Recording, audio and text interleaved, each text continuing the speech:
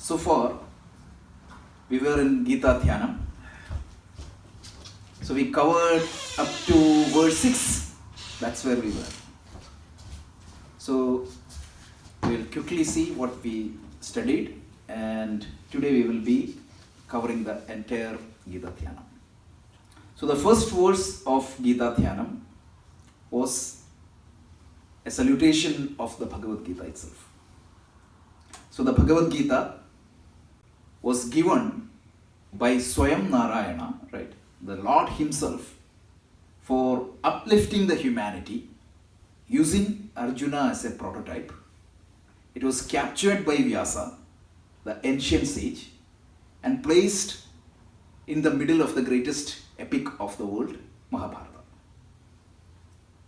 Remember? Yes. And then this had 18 chapters. And what is the theme of these chapters? Advaita. Right? The principle of non-duality. Like, how am I connected with the entire cosmic system? What is my relationship between the universe?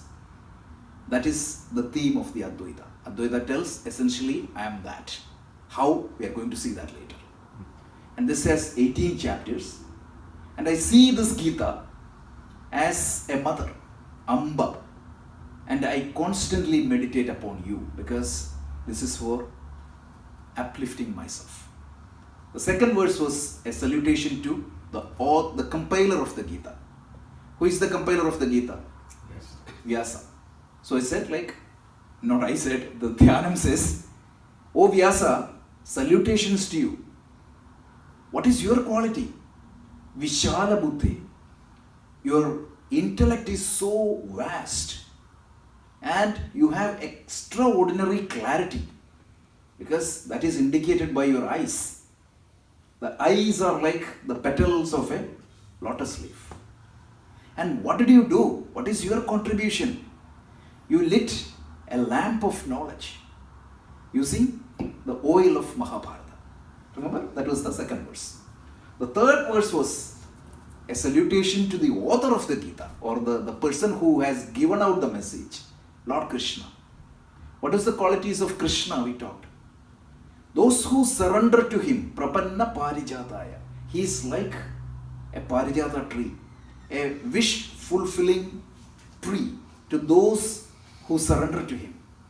And what are the other qualities we referred? Totra Vetra Ekapanaye. In your one hand, you have what? A whip in your one hand, indicating the complete control over the animal passions in an individual. It indicates his complete control over the situation and his own system. So that is the quality. A teacher has to have complete control over himself. What if the manager itself is failure? How the company is going to run? If the manager is too emotional, if a small problem comes, he is flat. What would be the case of that company? It's gone. Then what is the other quality? What was the other hand of Krishna? Anybody remember it? Jnana Mudra. It indicates the symbol of knowledge. We spend some time on the symbol of knowledge, the symbolism of the symbol of knowledge. Why? Because we found these three fingers represents our body, mind and intellect. The body, mind and intellect needs to be integrated. Where my hands are, my mind should be there. My intellect and the intelligence should be supporting my body and mind. So then only my actions becomes efficient. And then the real me in me, right? That is what is indicated by the individuality in me, or the existence of me. That is the jiva, which is indicated by the index finger. That is connected with the totality of the universe. So that's why Jnana Mudra. And we spend some more time scientifically analyzing. Only human being can do this. Even a chimpanzee cannot do this. And this ability to connect my index finger with the thumb is the core reason for my operational success. The ability of a human being to use a tool For example, writing a pen or using a computer or using any tool is completely determined by the using of the index finger, the connection of index finger and thumb. And we have seen example even right from Mahabharata, from Ekalavya to the weavers of Dhaka, to the person who constructed Taj Mahal. What they did to reduce their operational efficiency, they cut their thumb. This was a punishment in ancient times. So this is what happens. So that is why this particular symbol indicates the evolution of the human species from animal, and the uniqueness of the human species compared to animal is what? Knowledge. So that is why this is the ideal symbol to represent the knowledge. That's also we saw last week.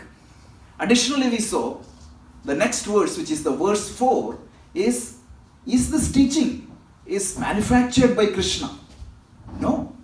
It is in line with the traditional teachings of the Upanishads, Vedas. So we saw that if the Upanishad is a cow, the Gita is the milk out of that cow. Milked by the milkman. Who was the milkman? Krishna was the milkman. And who is the calf that is used to induce the cow of Upanishad? Arjuna. But is the milk exclusively dedicated means for the calf alone? Not at all. It is all the people of open-mindedness are the beneficiaries of this milk. And one more point we saw. How can we get benefit out of that milk? It needs to be consumed and digested. Not mere lip service or worship alone will not do. So we saw that, right? So then the next verse was the verse 5. We saw Krishna as a universal teacher. Krishnam Vande Jagat Guru. What is the quality of a universal teacher? His teaching, it need not necessarily mean that the teacher is acceptable to all, but the teaching is applicable to all. So we saw that all the great masters, if that teaching is not limited to a particular set or a particular group of people or a particular nationality or a particular vertical section of the society, but if that teaching is applicable to all the people at all the time, then that teacher is called Jagat Guru.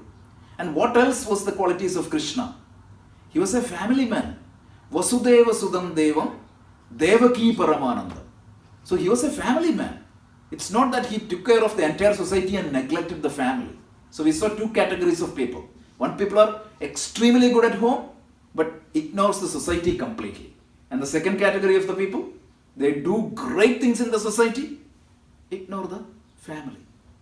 So these are the two categories. But Krishna was maintaining a well balance. He was good within family, he was good for the society. That's a role model we need to show. And then what was the next? He destroyed all these demonic tendencies. Asura, right? Kamsa Chanura Asura Mardana. Who is Asura? The one who is engaged with the sense pleasure alone. That tendencies are called Asura. And Krishna destroyed, is capable of his teachings. We saw what is Sudarshanam. That is the weapon. Weapon is the good vision. By giving that good vision, all these negative tendencies and values can be annihilated from me. So he is good in that. Then what was the next verse we saw? We saw the whole life is compared like a treacherous river. The whole Mahabharata battle is compared like a treacherous river with lot of obstacles, like Bhishma and Drona was the bank, Karna was there, Ashuddhama was there, one was the whirlpool, there was shark, there was blue lily, and navigating through that stormy, treacherous river is very difficult for any ordinary human beings like you and me. The financial problems, the family problems, the personal problems, so many things are going to hit me from left and right. So we need a navigator, a guide. Krishna is the navigator. So we salute that. This much we saw. 5-minute summary of the 2 sessions we did. Any questions? So we'll go to the next verse. So the next verse is the glory of Mahabharata. So let's listen the chanting. पाराशर्यवचः सरोजममलं गीतार्थगन्धोत्कटं नानाख्यानककेसरं हरिकथा सम्बोधनाबोधितम् लोके सज्जन षट्पदैरहरहः पेपीयमानं मुदा भूयात् Bharat पङ्कजं कलिमल प्रध्वंसिनः श्रेयसे. It's a beautiful verse in praise of Mahabharata. What is the speciality of Mahabharata? I already told. It is the largest epic of the world. 4 times larger than Iliad and Odyssey putting together. If you combine both Iliad and Odyssey, which is the other thing which is usually used to compare with Mahabharata, if you add both of them together, it is 24,000 verses, something like that. This is 100,000 verses. So, the key theme of this verse is Naha Shreyase. Let this be the benefit for the entire humanity. Naha Shreyase. Let this Mahabharata, let this classic Mahabharata be the benefit for the benefit of the entire humanity. And this is the punchline or the theme of this verse. And everything else is addition to that. So let this Mahabharata be for the entire benefit of the humanity. What are the specialities of this Mahabharata? Parasharya Vachas Sarojam. So it is compared as a lotus. Sarojam means what? Lotus. The names are there in our Indian tradition. Sarojam. It means lotus. So that which born out of water, that is the literal meaning. So this Mahabharata is a lotus born out of the water of Vyasa's words. So sage Veda Vyasa's words is compared as a water, and this lotus was born from that, or it exists in that water. So Parasarya Vachas Sarojam. And what is thing? It is Amalam. Amalam means what? Mala means impurity. Amalam means what? Without any impurity. It is crystal clear, pure. There is nothing that is impure in that Mahabharata. I don't know, in some places of India, people have a feeling that you cannot read Mahabharata on a daily basis. Especially Kerala, it is there. It's wrong. This is the classic example. It is Amalam. Amalam means with completely pure. What is Amala? There are name Amala. Nagarjuna's wife. Correct. What is the literal meaning? The Amloki? Most Purity, right? pure. Yeah. Most pure. That is what is Amala. That's when you put name, Yeah. like this is what we need to understand. Mala means impurity.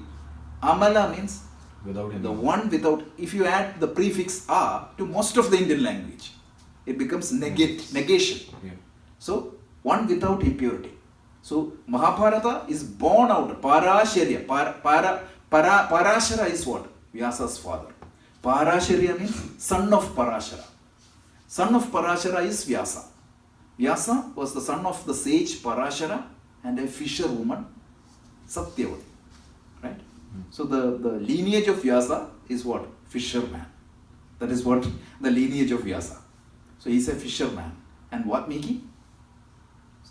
He's a tribal person, right? So the so-called attribution is wrong. That's what I was telling.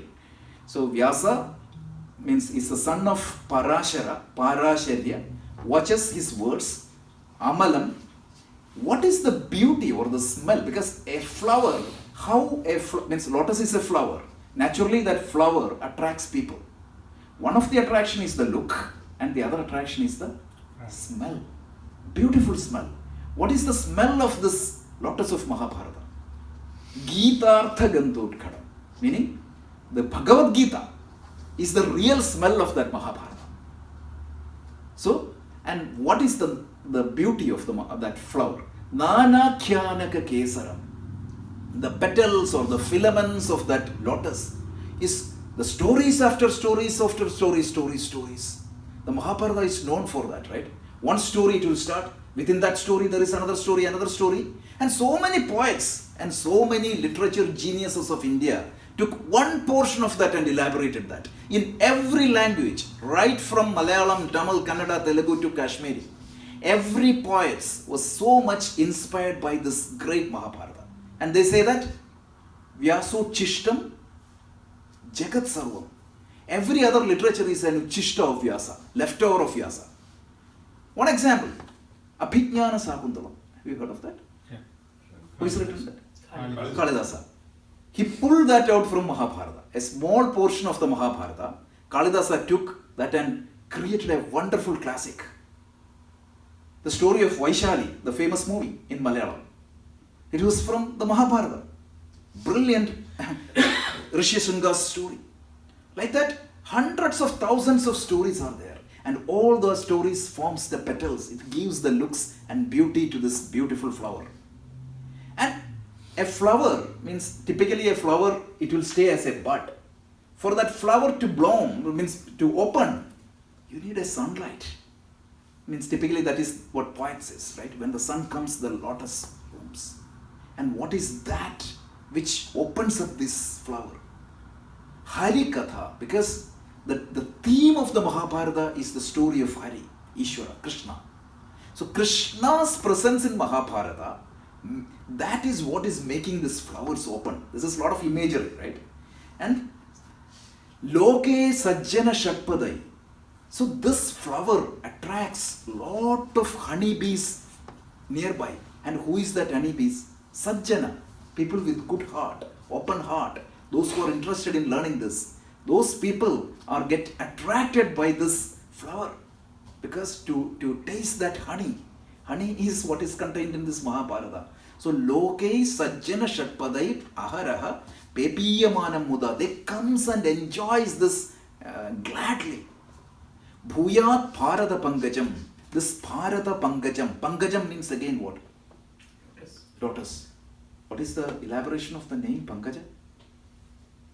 5 petals, right? No? Pankam means dirt. Pankajam means that which born out of dirt. If you really look at some of the meaning of the name, so many people put name Pankajam. But the literal meaning is this. That which born out of dirt. It is good. Like the indicative meaning is perfect because the lotus always comes from the mud or dirt. So this Pankajam or this lotus of Mahabharata, what is the greatest benefit it gives? Kali Mala Prathvamshina. So it destroys all the problems of Kali Yuga. What is Kali Yuga? Right now. In our time categorization of the Hindu culture, there are one cycle of creation is divided into 4 major time periods. Satya Yuga, Treta Yuga, Dwapara Yuga, and Kali Yuga. And Kali Yuga, they say like once Krishna left the world, the Kali Yuga started. It's approximately, there is a calculation also, I don't know whether it is correct or not. They say approximately 3000 plus years or 5000 plus years, they say that. But Kali Yuga, one thing is correct. In Mahabharata itself, sage Markandeya gives a description on Kali Yuga. He tells what? The rulers of the world becomes corrupt. Isn't it true? The leaders will try to not to fulfill the benefit or the well-being of the people. They first care about themselves. That's number 1 quality.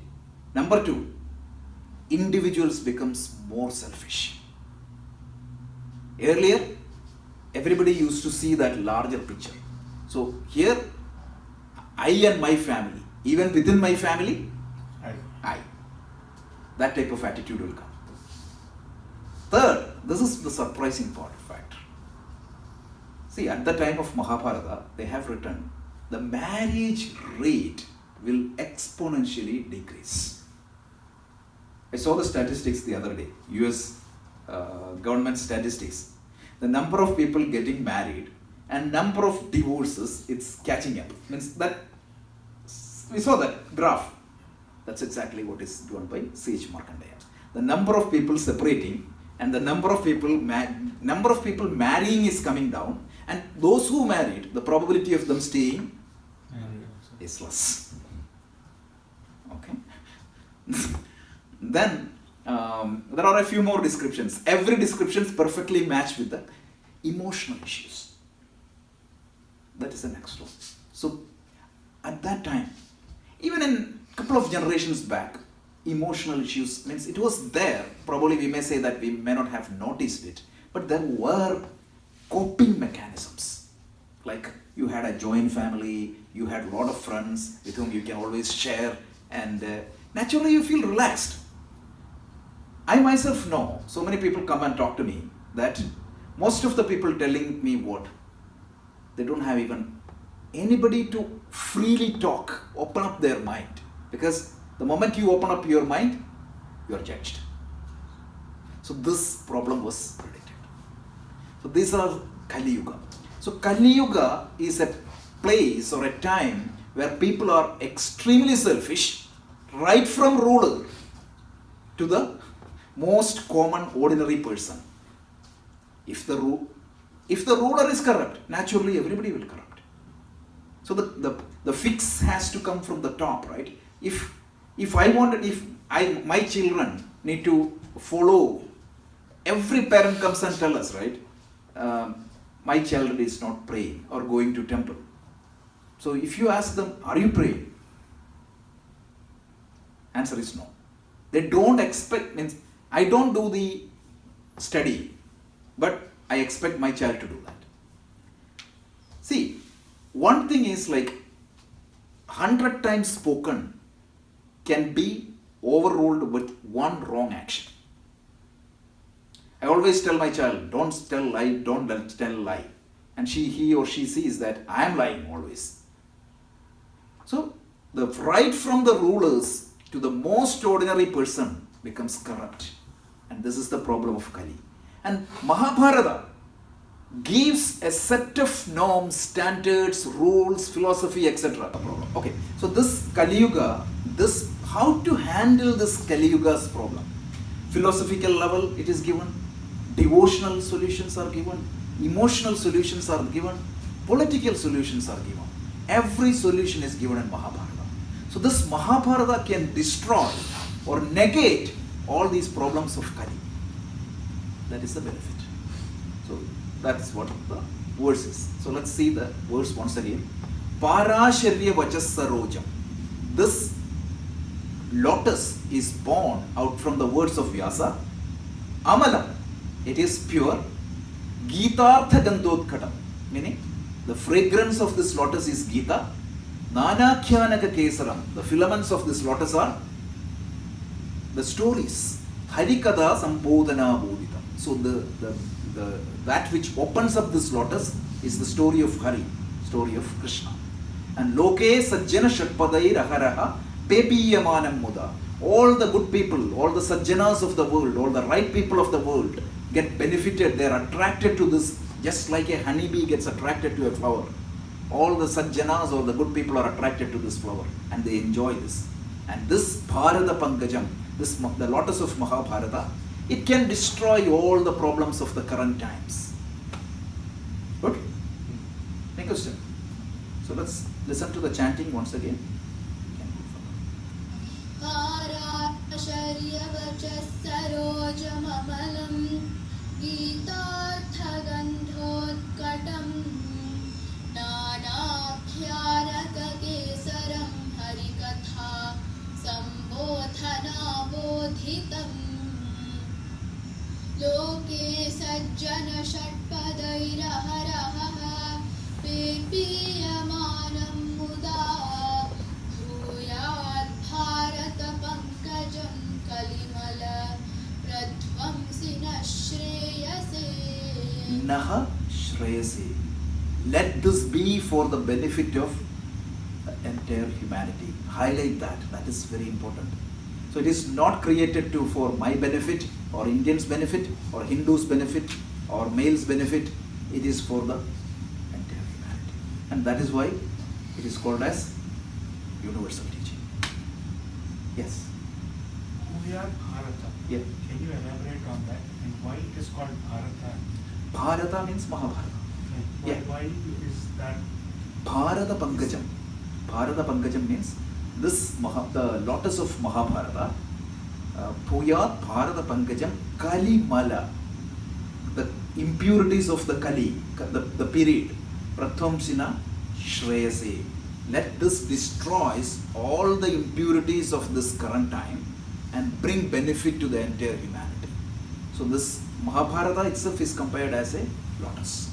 That's what Bharata Pankajam. So now let's talk about the next verse, 8th verse. This is a brilliant verse, beautiful verse, quoted by so many masters. One of the favorite verse of Mahatma Gandhi. So Mahatma Gandhi, he was visiting an orphanage in Gujarat, and after visiting that orphanage, what he said was this verse. Mukam karoti vachalam pankum lenkhe regiri etkripa tamaham mandi paramananda madhavam. This is a prayer. If you can learn this, it is really good. So let me just play this. Mukam karoti vachalam pangum langhayate girim yatkripatamaham vande paramananda madhavam.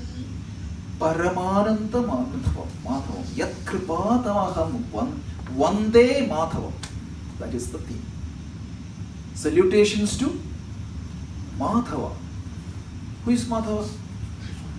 What does that mean? Ma means what?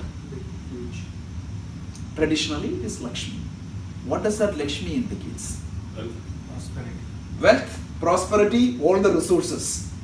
The Lord of all the wealth in the universe is Madhava. The one who possesses all the wealth.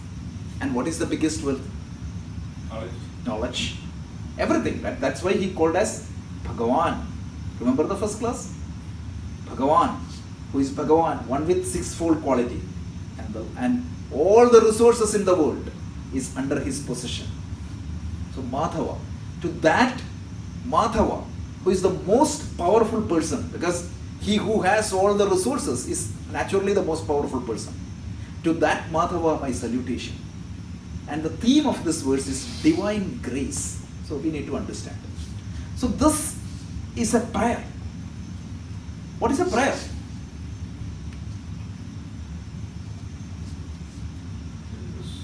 Is the verse said in gratitude? Yeah, so prayer can be of many types. One is I can pray for getting something.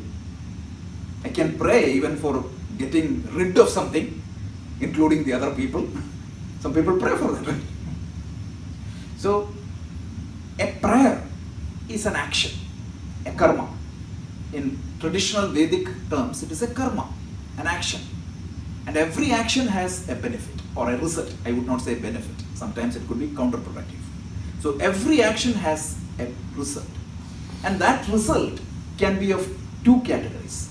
Some of the results is immediate benefit, directly visible benefit. And some of that benefit is, it's not visible, it's indirect. So the prayer has both these benefits. There is a direct, immediate benefit, and there is an indirect, not so obvious benefit. So we'll see both of them. And we will see where the grace comes into the picture. We will see the divine grace later in the 12th chapter of the Gita, but at least a trailer we will see now. So what is the direct benefit or the visible benefit of the prayer? Psychological benefit. If I don't pray, if I don't speak, what is the greatest power of this confession in the Christian tradition? Psychological benefit. Immediately it relaxes you. So here, we are relying on somebody for our problems. So I'm just telling somebody that I have this problem. I'm surrendering to a person to solve this. For example, I can give you one classic example which is published in British Medical Journal. So, how many of you heard of our body's ability to heal ourselves? Yeah, that's great. So there's a brilliant book called Mind Over Medicine. If anybody is interested, you can read that, by Dr. Lisa Rankin. So So this book talk about the fact. It's not a history book or a fiction book. It is based on pure research. Like scholarly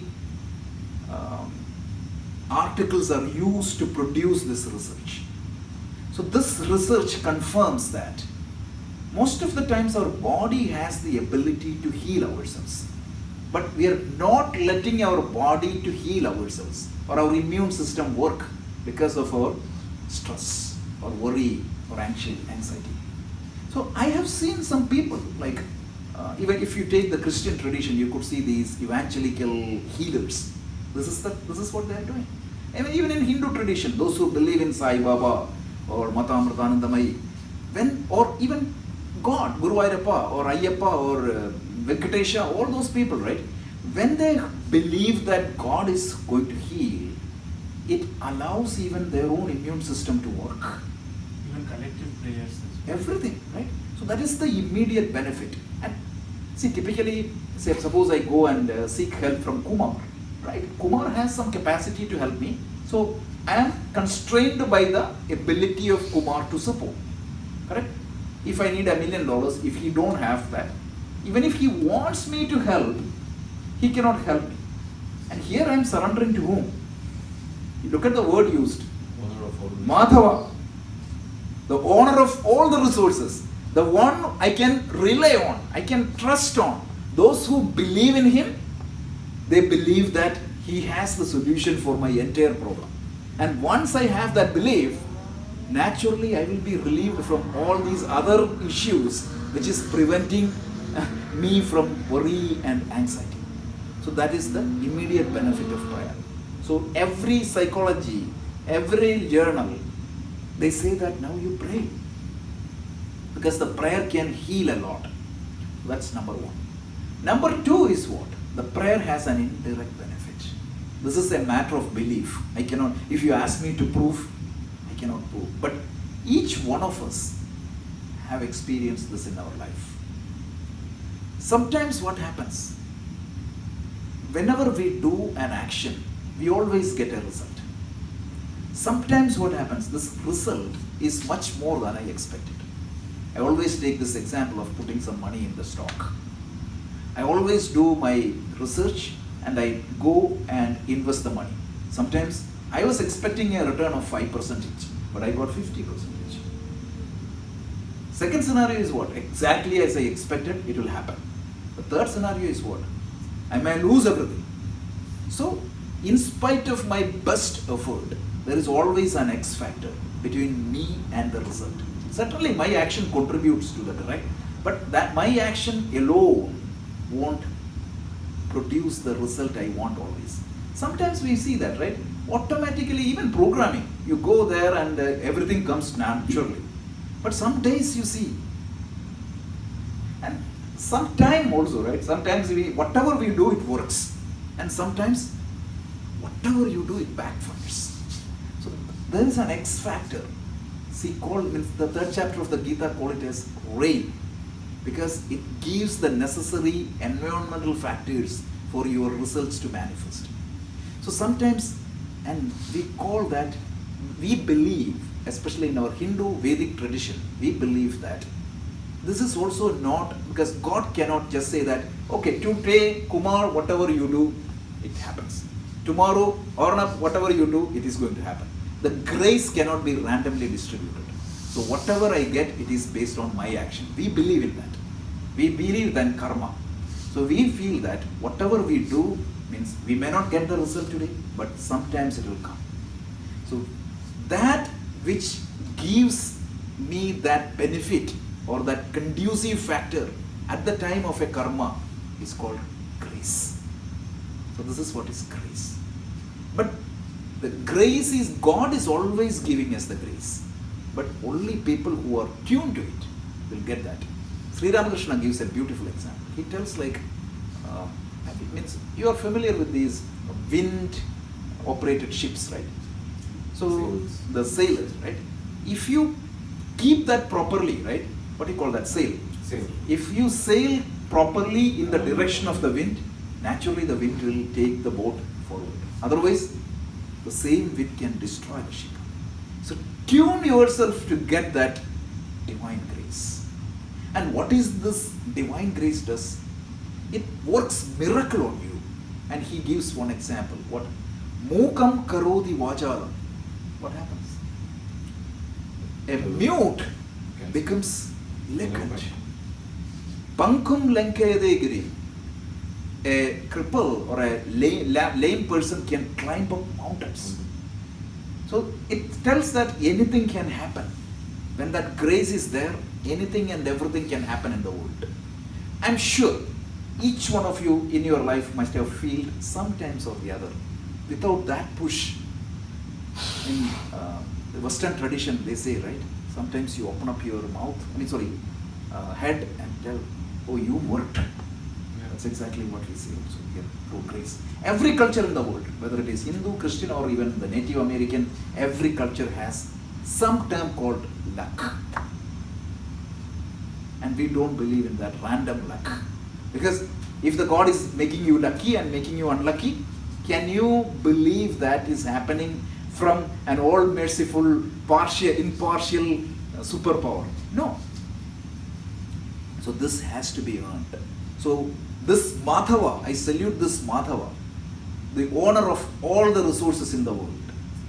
And he is capable, his grace is capable of what? Impossible things to happen. Two examples given. Mukam karoti vajanam, pankam lankayate girim. Yat kripatamaham vande. I salute unto you. Paramananda madhavam. You are always happy, contented, always full. The presence of you makes me happy, contented. So I am surrendering to you. This is a brilliant prayer. So please learn this prayer and pray this with this. Even that prayer itself will make you relaxed. You don't need a anti-depression medication for you to get relaxed. Just hold on to these things. Okay? So what we believe is this grace is a sum total of all your past. If you believe in rebirth, it carry forward from past life also. So it's a complicated subject, but the good thing is that I'm not saying that there is an external factor called Satan who is just putting me into trouble. I am owning up myself, right? I'm taking responsibility. So if I'm suffering today, it giving me an assurance that by controlling my actions, by acting properly, you can fix yourself. So it gives a hope to me. It gives me ownership to my actions, because otherwise I'm helpless pawns in the hand of the opposite fighting forces between God and demons, right? So a constant war is happening between the divine and the devilish people in the heaven, and I am a victim of that. Then there is no point in doing anything, right? Anyway, my destiny is predetermined and I am done, hopeless. Why don't you go and drink and sleep and done? That's not the case. We are taking the ownership of our actions. And if I'm going through some troubles, it might be some shock absorber, right? So sometimes I will give you one more example. This is a classic example. I'm just paraphrasing it in the modern terminology. This topic comes in the third chapter. We will see this in detail.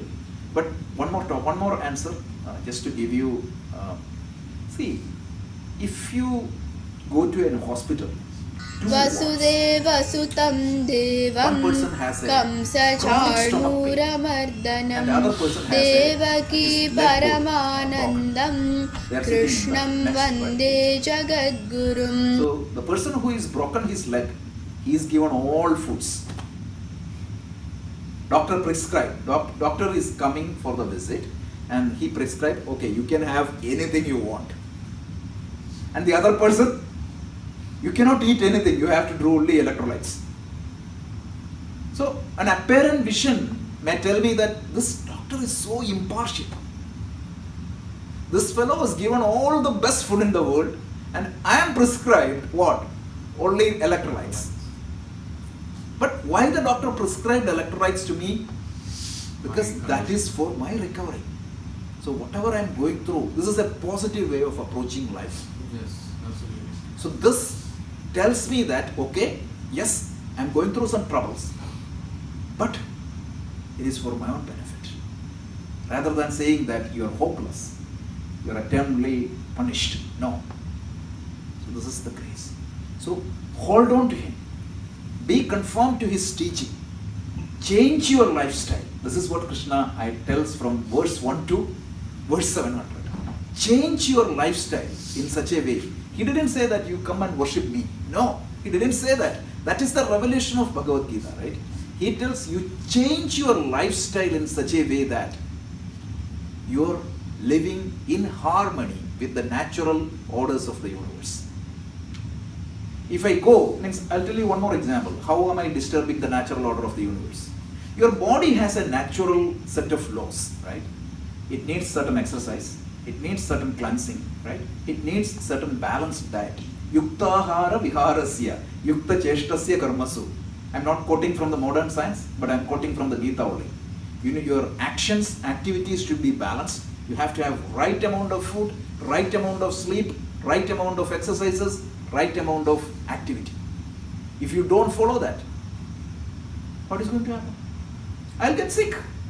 So Krishna is saying that change your lifestyle in such a way that you are living a natural life, which is in line with the natural orders of the universe. And the entire Gita is that. We should look at Gita in that way. It's a lifestyle change program for my own benefit, not Krishna's benefit. So coming back to the topic.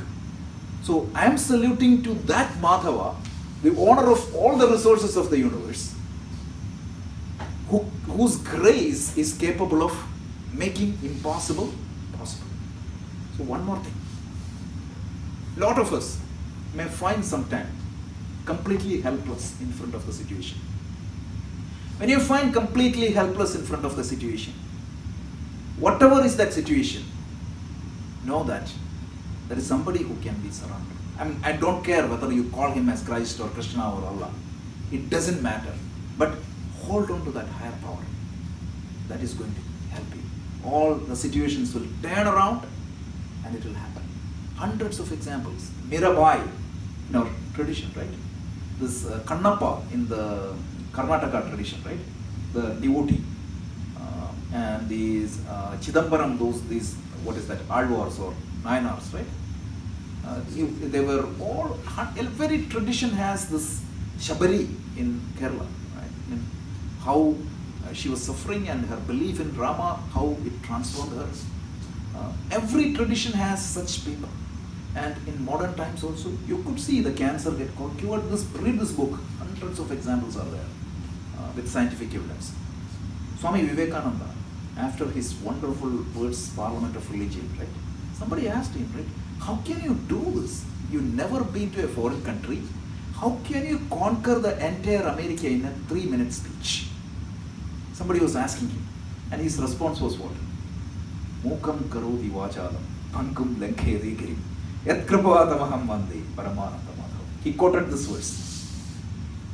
And that Lord can make a mute eloquent.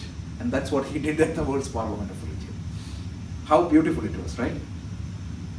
This is what it is. You mentioned a book. Yeah. Which has all the. What was the book? The book was Mind Over Medicine. Okay. The So book. Same book. Yeah. This book has scientific evidence on your mind. If your mind is strong, if your mind is relaxed, how the healing works in your body. So this book is the book that initially talks a lot extensively about placebo effects. Have you heard of that, placebo effects?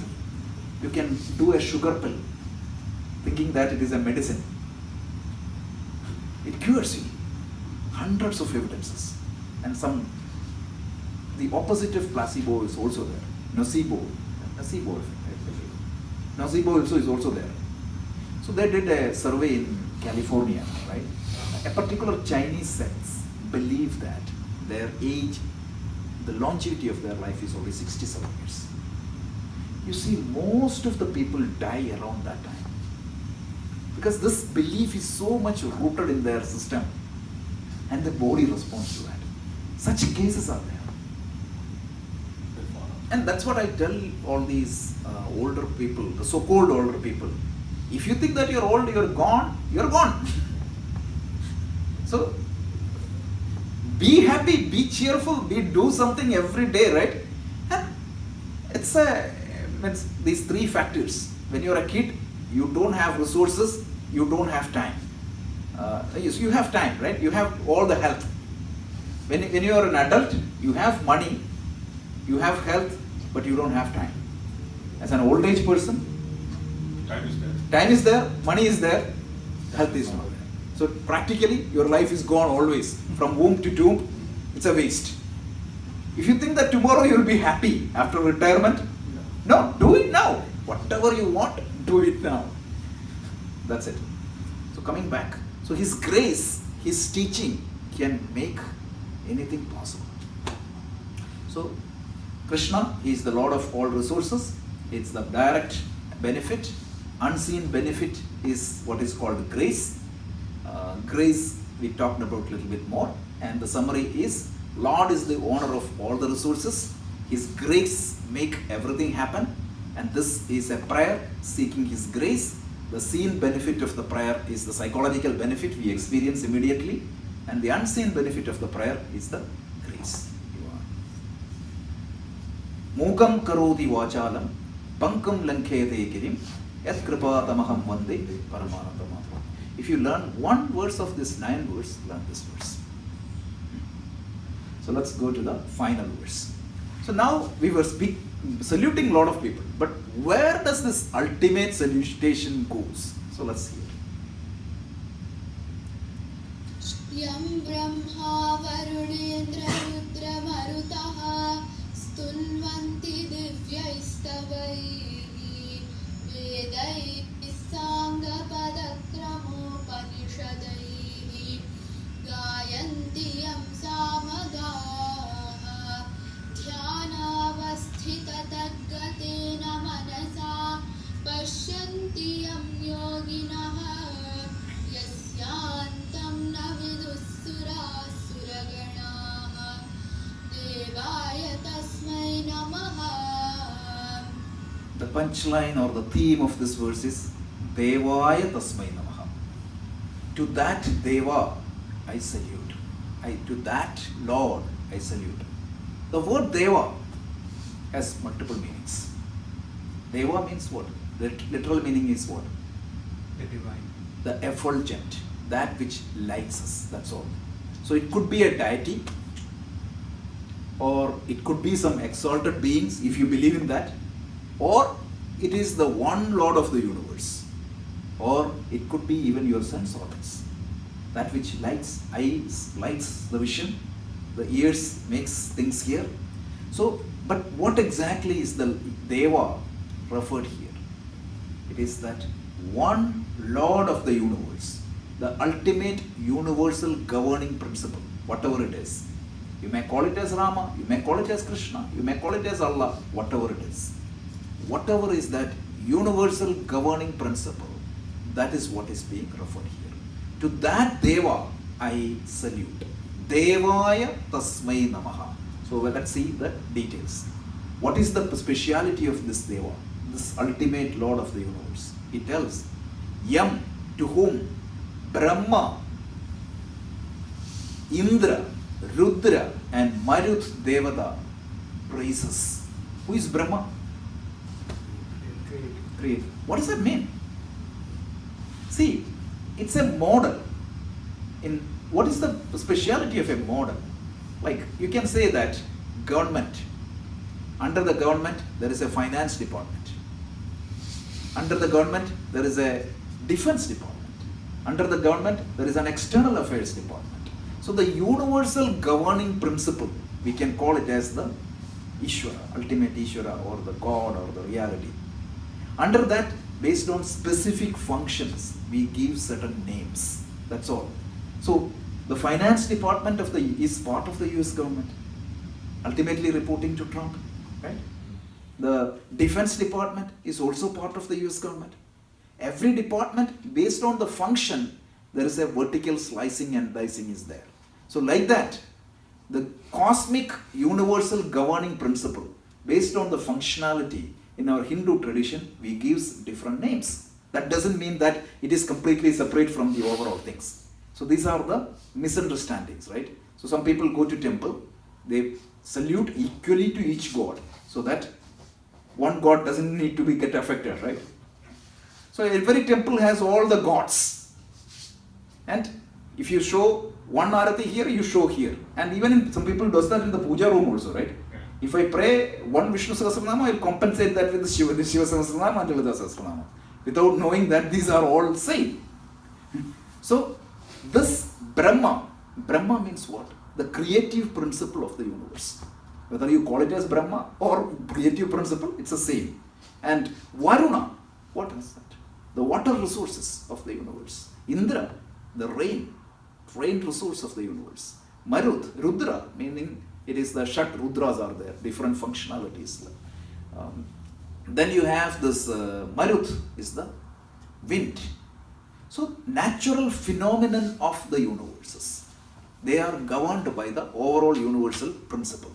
Each of these natural phenomenon of the universes are in line or under that universal governing principle. That is why figuratively we can say that Brahma, Rudra, Marut, all these devas are praising the glories of that one reality. So you have to explain this like this to the kids, otherwise they will throw these things away.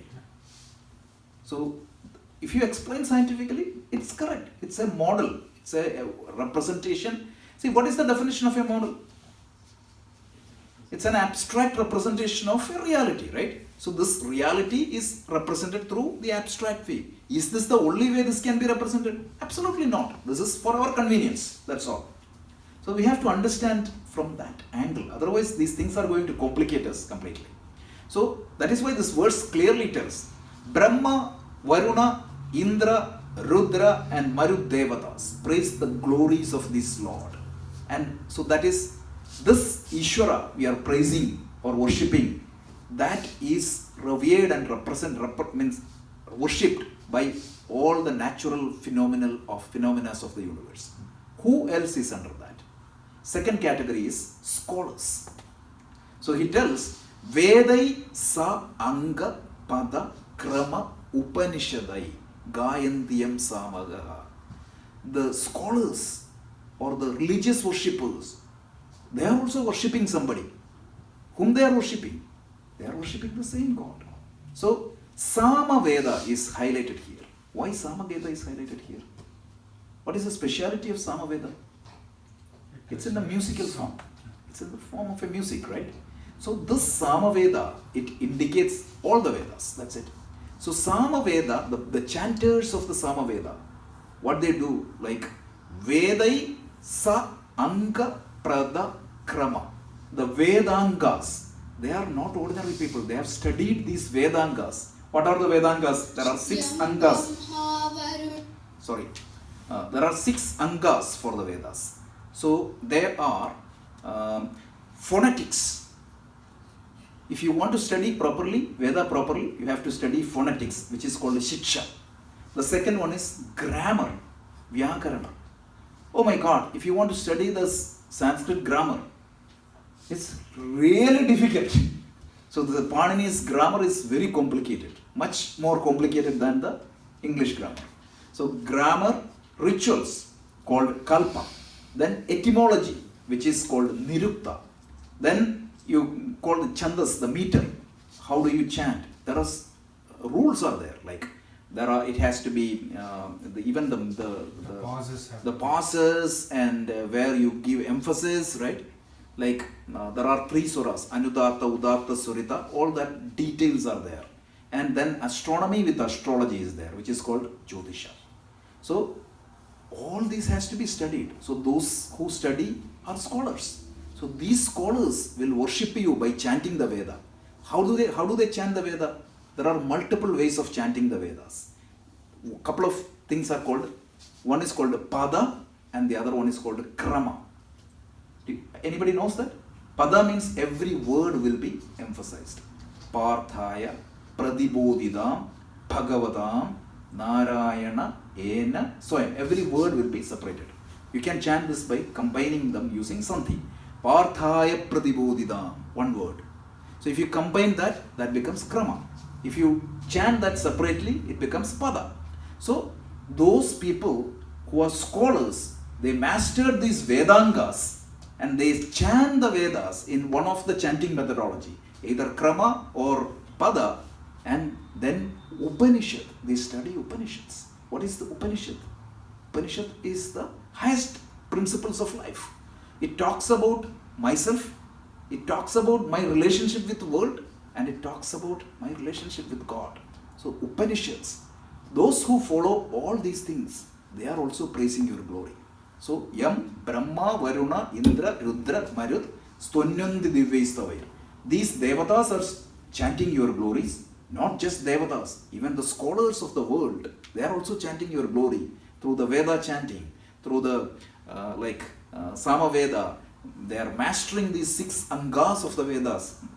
They are chanting with padas and kramas, and they are learning Upanishads. That is what is happening. And not only that, you are very difficult to comprehend in your thought. So, Yasyanyam Navidu, Dev means even gods and demons find it difficult to comprehend you. Surasura Ganai Devaya Tasmai Namaha. But only one set of people experience you. What is that? Those yogis who go to in deep meditation, they experience your presence. So that is what is said, right? So it tells Dhyanavastita Sadgadena Manasa, a mind that is contemplated, a mind that is pure, a mind that is calm, a mind that is contemplated. That mind will give you your experience. So those yogis who contemplate upon you with a pure mind, they get your experience. But still, the experience is given by you. To that Deva, I salute. So this is the final verse. Once again, so there are 3 things we said. In fact, 4 points we said. The first point is Devaya Tasmai Namaha. I salute that one divinity. And what are the qualities of that divinity? All the phenomenal forces in the universe worship you. Brahma, Indra, Varuna, Rudra, everything. All the scholars worship you through different means. So when I say Vedas, don't think that the other scholars don't worship. No. Every tradition, every prayer, right? When a Red Indian does a rain dance and worship God, he is worshipping this God only. That's it. Let's make it universal, right? So we don't want to be very rigid. So this, every worship, every prayer in the world, every prayer that happens in every church, mosque and temple, it goes to that one Ishvara. This is what our vision is. So that is happening, and then what happens? Yogis, when they meditate with a pure mind, that's very important. A mind that is free from mala, vikshepa and avarana. Remember that 3 things we said? So that they will experience you. Otherwise, even gods and demons find it difficult to comprehend you. The only way you will see is within yourself. To that Deva, I salute. Jnanavastita sadgadena manasa pashyantiyam yogino yasyandam na vidu devaya tasmai namaha. Vid means to know. Na vid means you will not be able to know. Even devas and asuras. That completes the whole Dhyana slokas. Sorry, I took 5 minutes extra. And with this, we covered all the Dhyana slokas. He is the all-knowing Lord whose nature is hard to comprehend. All the Devas praise your glory. Vedic scholars praise your glory and worship. And yogis experience your presence in deep meditation. So we praised Krishna, we praised Vyasa, we praised the Gita, we saluted Mahabharata, we talked about divine grace, and finally we surrendered to that ultimate reality of the universe, one Lord of the universe. So even you can see that even in our own Gita Dhyanam, we are not encouraging multi-god worship. So if anybody tells that you guys are worshipping multiple gods, that's wrong. So this is what it is. And Purnamada Purnamidam Purnat Purnamudachyate Purnasya Purnamadaya पूर्णमेवावशिष्यते। ॐ